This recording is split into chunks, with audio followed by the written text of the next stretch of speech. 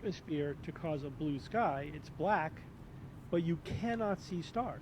So this gentleman's talking about from space, for example, the International Space Station, you won't be able to see any stars because someone asked him for photographs of proper photographs from NASA, because we know NASA lie. And he's coming out with the fact that apparently you can't see stars. Now, Chris Hadfield, who was in the International Space Station, used to talk about the marvellous stars that they could see. In fact, you can actually see better without atmosphere. The stars are actually brighter. Where do these people come from? I'm guessing he works for NASA or is part of something to do with NASA. So apparently, did you guys know I was a shill for NASA? Yes, this whole time, it's obvious, right? 30 years of science communication, of producing the Skeptic Guide to the Universe podcast, of being a neurologist at Yale, and secretly I'm a shill for NASA the whole time. That's an $80,000 microphone. Yeah, that's right. I mean, because NASA really needs to pay people to lie for them, because they don't have enough people that could do it that already work for the company directly. But that's crazy. So what's this guy talking about? This is in response to people saying, why don't we see stars in the background, of photos from space? Ian, I sent you a photo from Chris Hadfield to show you, this is one of his photographs to show you what I'm talking about. The point is that if the sun is in the sky, if it's not shadowed, then that is so much brighter than the stars, it would wash out the stars. So you won't be able to see the stars. Now, of course, that doesn't mean that you can't see the stars from space. It means you can't see the stars when the sun is out. So Hadfield is talking about when the International Space Station is behind the Earth relative to the sun, when it's in the Earth's shadow. Yeah. It's basically Night. night. That's ISS night, right? Now, on your way to the moon, there is no situation where you're behind the Earth. You can't be in the Earth's shadow. You're too far away. So that whole time, the sun's in the sky, it's going to wash out the stars.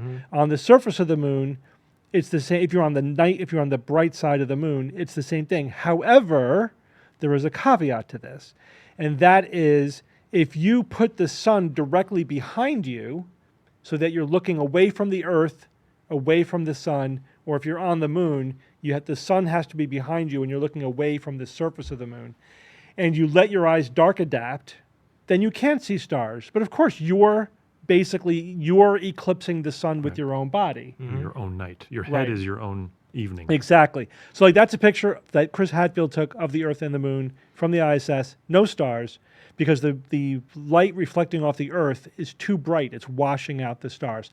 That's the point, obviously, that I was making. You cannot see stars whenever there is a very bright object in your field of view. You have to either be in the Earth's shadow or in the moon's shadow, or you have to have your back to anything else. Your back has to be to the Earth and the sun so that you're looking only at black space. And again, you have to let your eyes dark adapt, then you can see stars. But that's why you're not going to see a picture of the Earth, the moon, and the sun and stars all at the same time. You're not going to see that because the sun is so much brighter than the stars, it's going to wash it out. And this, of course, is true for cameras as well. Our eyes are actually better than cameras overall, but you could, set a camera to a very high dynamic range setting. You guys know about dynamic range. Yep. It's the difference between the brightest and the dimmest object that the camera can capture. And there are ways of doing that. Basically, with digital cameras, they will blanket dynamic range. They'll take basically multiple photos at different, emphasizing different lightness, so you can have these really amazing pictures with a very high dynamic range. So, but even then you're not going to get stars. If the sun's in the frame, right, that's the problem. You're not going to see stars if the sun is in the frame because it's too bright. So this whole conspiracy idea that the NASA is putting out these fake photos, right, because NASA lies, whatever that means, and they're too dumb to put a star field in the background. If they're photoshopping pictures of space because we're not really in space, that looks good. Let it out. Release it. Then why wouldn't it look like every science fiction movie ever, right? Yeah. Right.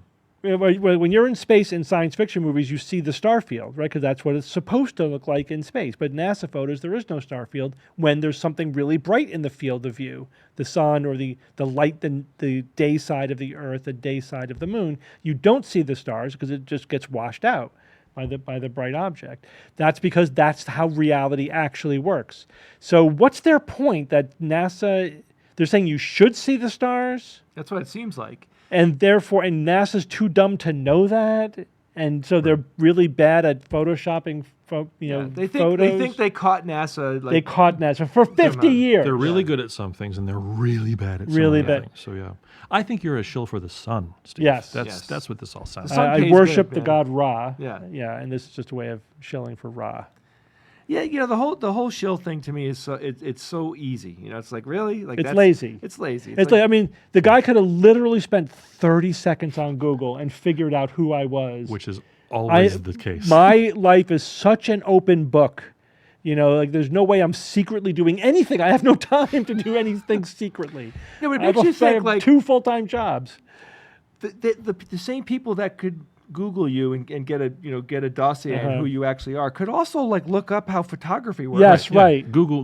Why don't we see like stars? it's not that They complicated. could say, why aren't there stars Why- in this field? It's a good question. That's a legit That's awesome the thing question. that kills me, is that there's such an and this is true of like so many of the TikTok videos that we do. People ask an interesting question where there's a fascinating answer. Why was there so many fires in America in the second half of the 19th century? That was one of the videos that we did. It's a great question. If only you would take a semi-reasonable scientific approach to finding the answer, you would learn something about optics and about dynamic that's range not the Take point, minutes. and though, photography. Steve. That's They not take what they're minutes. looking Of for. course not. They're anomaly hunting, right? Which is what conspiracy theorists do. They look for something that superficially to them seems odd, and they go, that's evidence of a conspiracy. Why is it evidence of a conspiracy? Because it's weird, and that's not the way it's supposed to be. But how do you know that? I mean, have you explored that? No, it just looks at this. They just know because NASA's lying, and therefore this thing that looks weird to me is evidence that they're lying. But it unravels when you think about it beneath this very thin skin, this thin veneer. And every single one of them has some level of expertise in something that has a similar conundrum within it that they could explain instantly and be like, oh yeah, no, that's not why. They're a car repair person, they're a skier, they're a tennis, like whatever that thing is that they do. And there's something in that thing that they do that is anomalous that they would go like, oh no, that's not that. It's this. But then the people quickly expose themselves as not truly looking for the truth. Right. And the reality behind it. What they're trying to do is just confirm They have a their narrative. story. Yeah, They just have a want narrative. confirmation. It's a conspiracy narrative, and that's all. That's it. That's all that matters.